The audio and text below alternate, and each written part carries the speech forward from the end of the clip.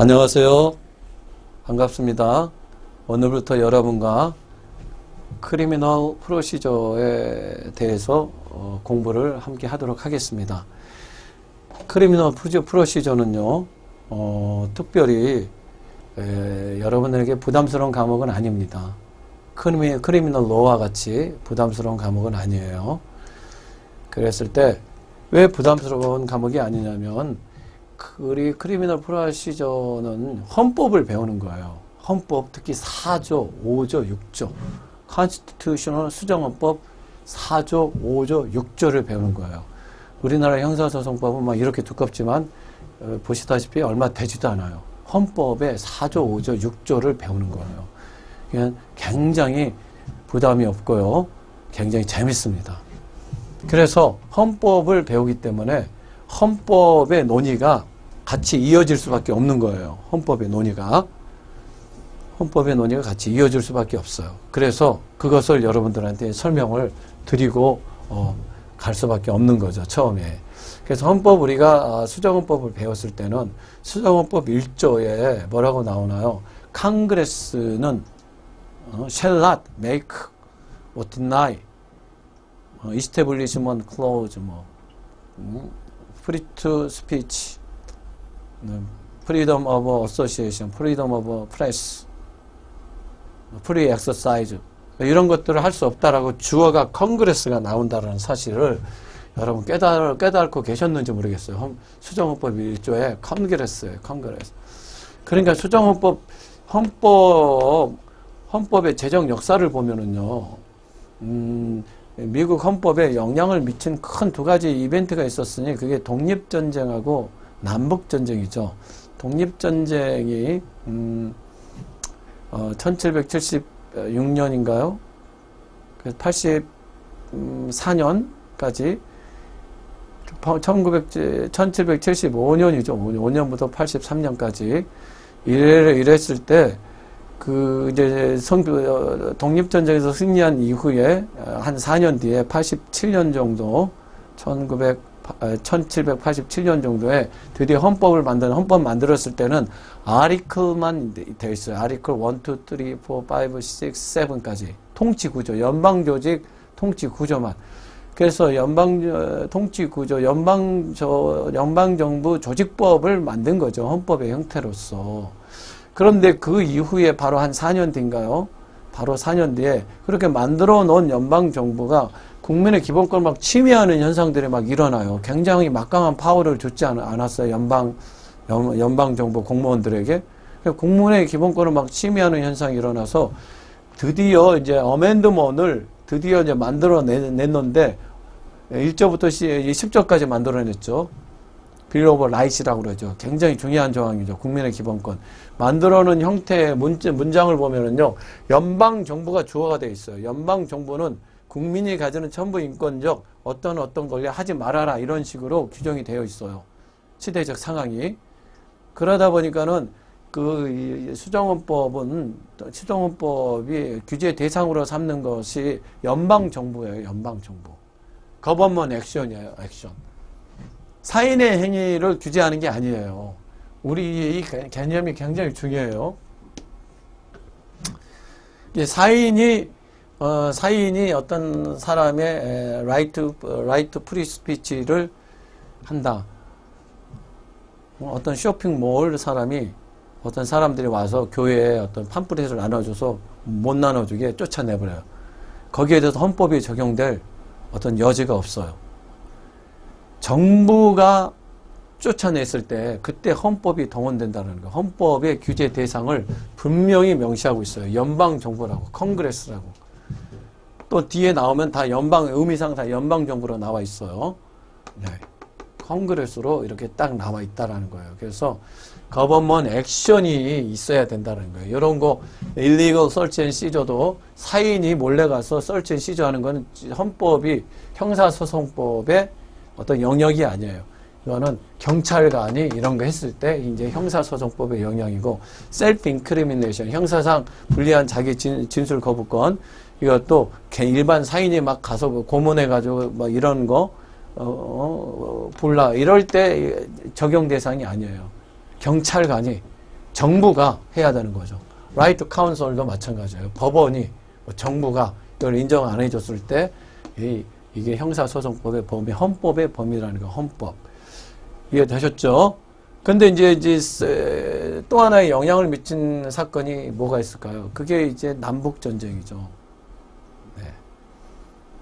남북전쟁 이후에, 남북전쟁의 큰 이슈는 흑인의 어떤 해방 아니겠습니까? 흑인의 인권.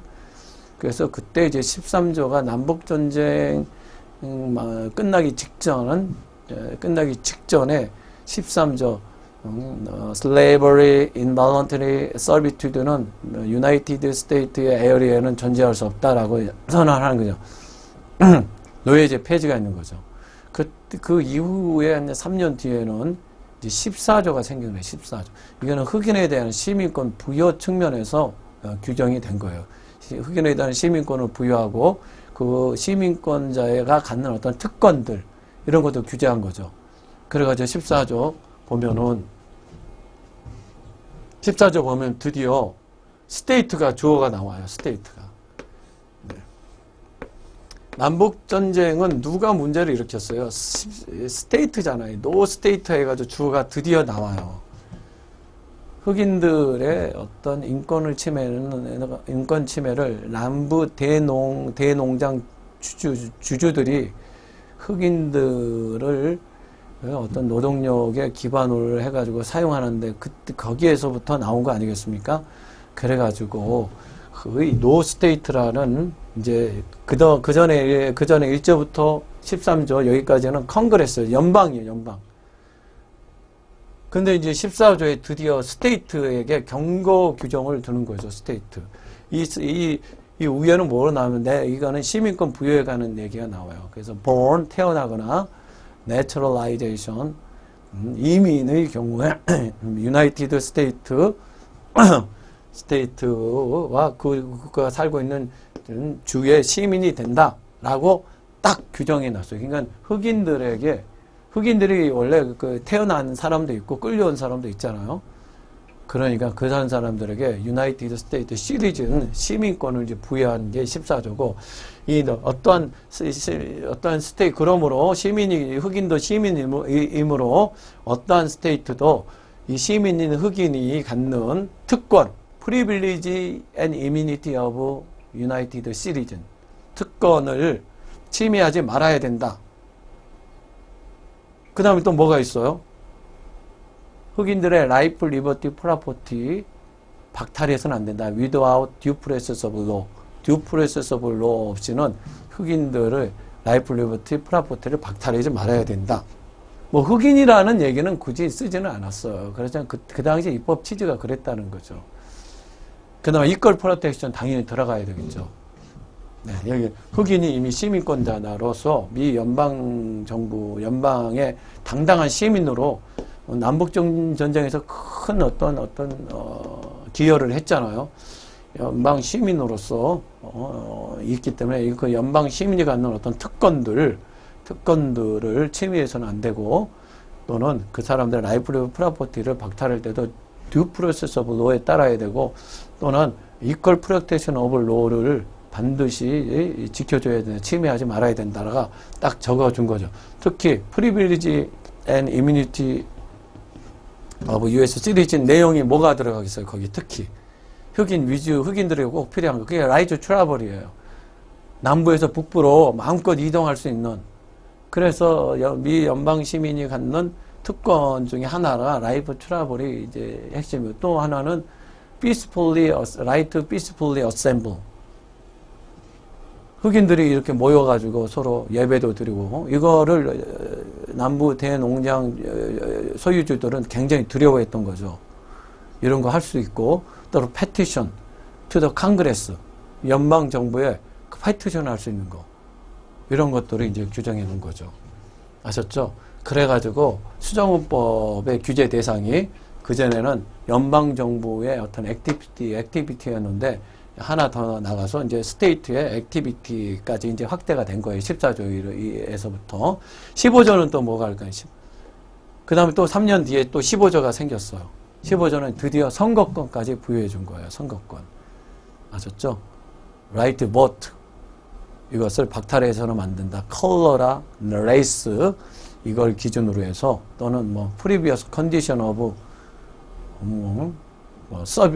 서비튜드 그 전에 노예 생활을 했다라는 어떤 컨디션 이런 걸 가지고 이것을 박탈해서는 안 된다 해가지고 선거권까지 부여해 준 게 13, 14, 15조가 남북전쟁으로 인해서 나온 거라 시험 문제 잘 나오죠.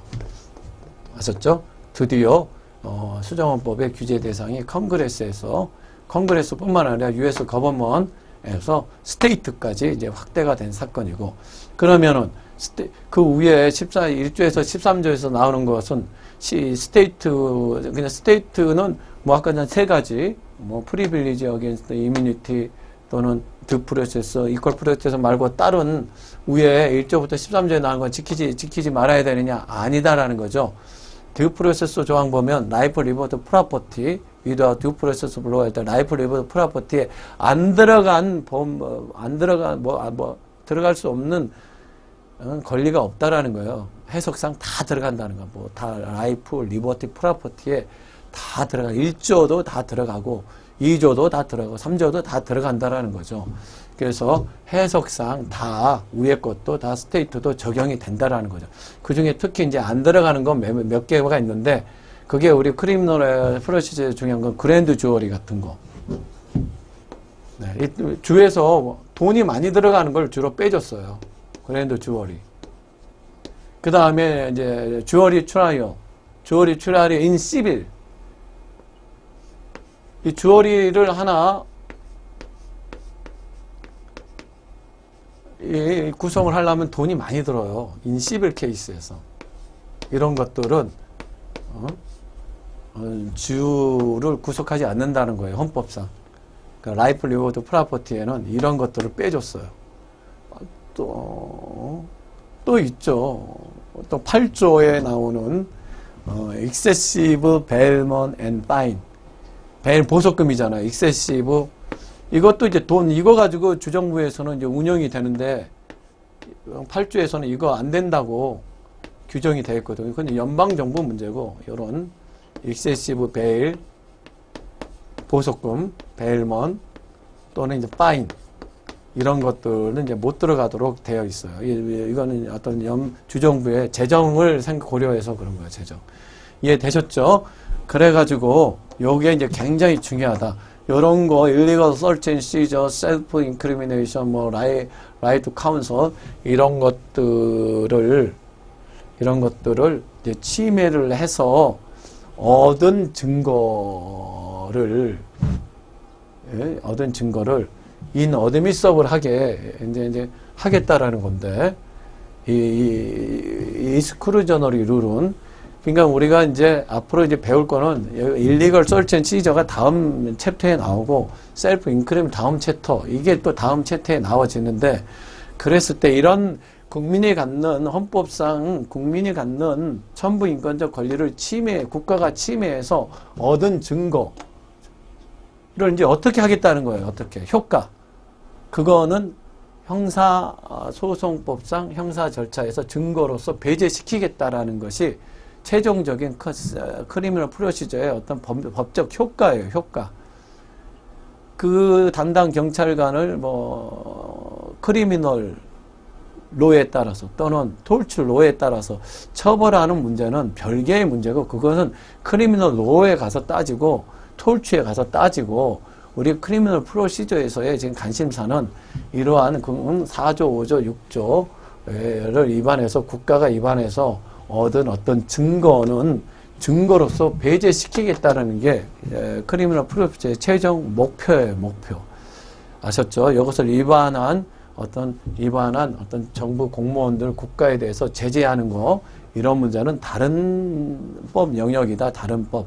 톨츠 또 크리미널 로의 영역이다. 우리 크리미널 프로시저는 단지 이것만 보겠다는 거예요. 네, 헌법이 국민에게 인정한 이런 4조, 5조, 6조의 권리를 침해해서 국가가 이런 것을 침해해서 얻은 어떤 증거. 그러니까 크리미널 프로시저니까는 증거가 중요한 거죠. 크리미널 프로시저라는 것은 어떤 크리미널 로